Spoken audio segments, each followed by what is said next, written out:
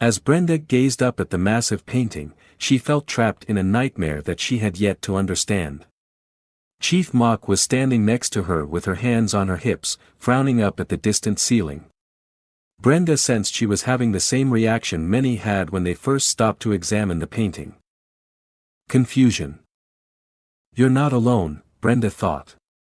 For most people, the piece called The Apotheosis of Karankawa got stranger and stranger the longer they looked at it. That's a young Karankawan in the center, Brenda said, pointing at the painting. As you can see, the young man is dressed in white robes with a green wreath on his head, attended by 13 maidens, and ascending on a cloud above mortal man. This is the moment of his apotheosis, his transformation into a god. Mock and Davison said nothing. Nearby, Brenda continued. You can see a strange, anachronistic series of figures. Ancient gods of different religions that are presenting knowledge. Brenda looked at Mock and said. Knowledge is power, and the right knowledge lets man perform miraculous, almost godlike tasks. Mock gazed back to Brenda and rubbed her neck. She pursed her lips, apparently deep in thought. She glanced down at the hand. You were told, Glen will hand you the way. Is that correct? Yes, ma'am, but... Davison. Mock said, turning away from Brenda. Can you get us a closer look at the painting?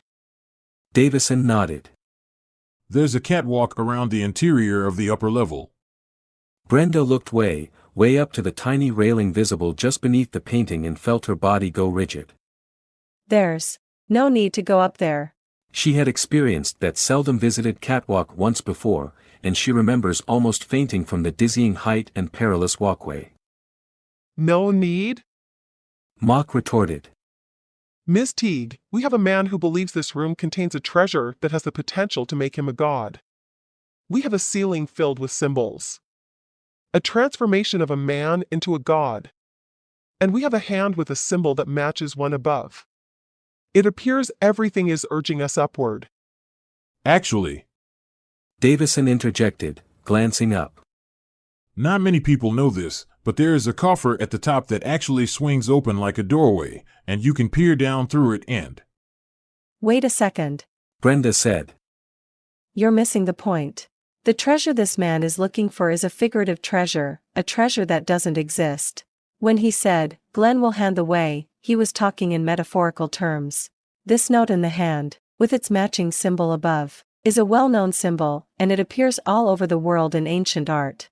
This symbol even appears in many masterpieces. It's a symbol of man's mystical connection to God. As above, so below. The madman's bizarre choice of words was starting to feel more relevant now. Mock began dialing a number on her phone, apparently seeing this as an opportune moment to check in with her staff. What have you got? She listened somewhat impatiently. I see. She glanced directly at Brenda, then at Glen's hand. You're certain? She listened a moment longer. Okay, fine. She hung up and turned back toward Brenda. My staff did some research and confirmed the existence of your so-called Hand of the Mysteries, corroborating everything you said. The Egyptian symbols, as well as the fact that this hand served as an ancient invitation to learn secret wisdom. I'm glad, Brenda said. Don't be. She replied curtly. It appears we're now at a dead end until you share whatever it is you're still not telling me. Ma'am? Mock stepped toward her. We've come full circle, Ms. Teague. You've told me nothing I could not have learned from my own staff. And so, I will ask you once more. Why were you brought here tonight? What makes you so special, and what is it that you alone know? We've been through this. Brenda fired back. I don't know why this guy thinks I know anything at all. Brenda was half tempted to demand how the hell Mock knew that she was in the GICC tonight, but they'd been through that, too. Mock isn't talking. If I knew the next step, she told her, I'd tell you, but I don't. Traditionally, the Hand of the Mysteries is extended by a teacher to a student. And then, shortly afterward, the hand is followed up with a set of instructions, directions to a temple, and the name of the master who will teach you something. But all this guy left for us is 5 Egyptian symbols. Brenda stopped in mid-sentence. Mock eyed her. What is it? Brenda's eyes shot back to the hand. 5 symbols.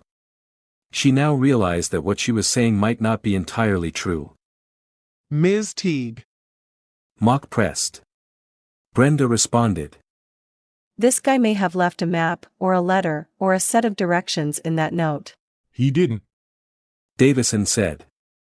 As you can see, those symbols are the only things on the paper. He examines the photos of the note again. With all eyes on him, Davison had a look of surprise as he looked closer. As if he saw something.